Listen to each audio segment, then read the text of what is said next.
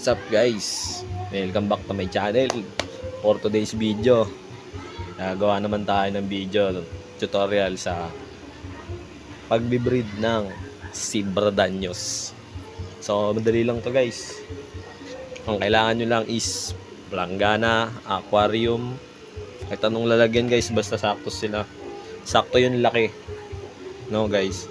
At syempre breeding cage. So, mapapansin nyo guys, mababa yung tubig ko, no? Kasi yung breeding cage ko guys is mabigat. Hindi siya lulutang sa tubig guys. Kasi yung nabili kong screen, ito guys, yan. Kasya dito yung male na Zebra Danios. So, may chance na tumagos sila dito.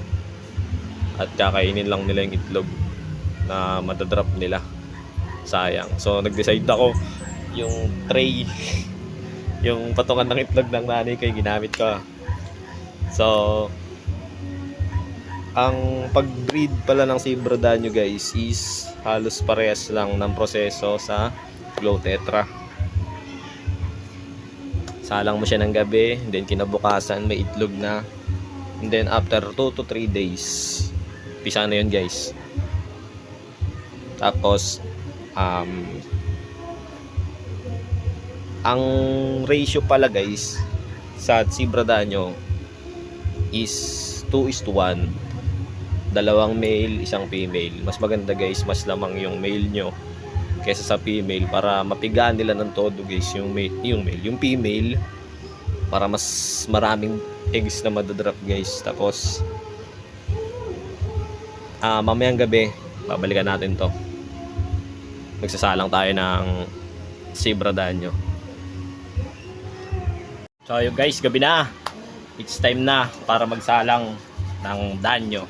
Wait lang guys, kukunin ko lang yung Danios natin. So yun guys, yung sinalang ko is isang long pin na kulay orange female, and then isang orange na male long pin, and then isang green na may halong yellow na male guys. Long pin din yan, bali 2 males, isang female. Parehas long pin yung tatlo na yan guys. So the best time magsalang is mga gantong oras guys, mga 5:30 or alas 6, para sure kinabukasan guys may itlog na yan. So bukas babalikan natin tong sinalang natin kung may itlog na ba to.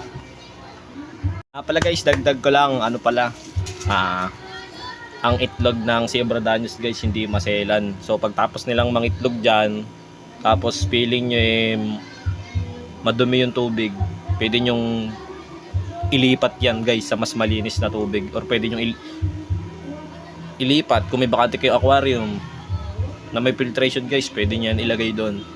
Hindi yan sensitive, hindi gaya sa Glow Tetra guys na maalog lang mababaog agad.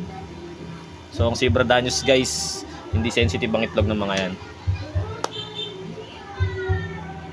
So yun guys, kinabukasan hindi ko na napakita sa inyo kung paano inalis yung Zebra Danios sa sinalang natin guys, kasi tanghali na ako nagising si Papa na nagtanggal. May itlog na daw. Tingnan natin.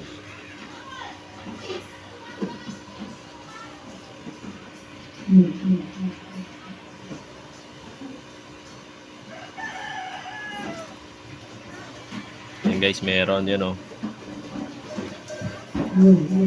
nakikita nyo yan guys, yung mga puti-puti na bilog. Yan, itlog nila yan guys. Ito guys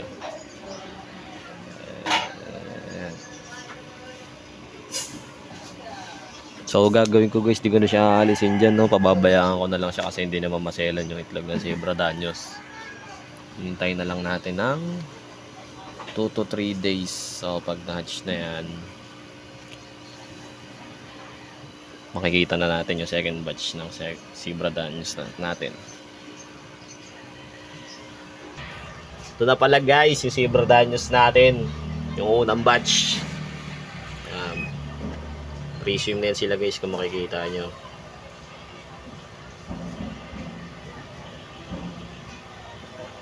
Yan sa ating guys camera.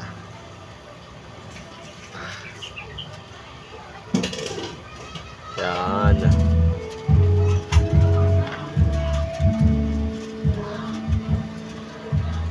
So yung sinalang natin na silver dollars kagabi, may itlog na ngayong umaga. After 2 to 3 days, makikita na natin nagpe-presume yan guys. Pwede na natin pakainin yan. So yun lang guys, no? Maraming salamat sa panonood. Please like, share, comment, and subscribe.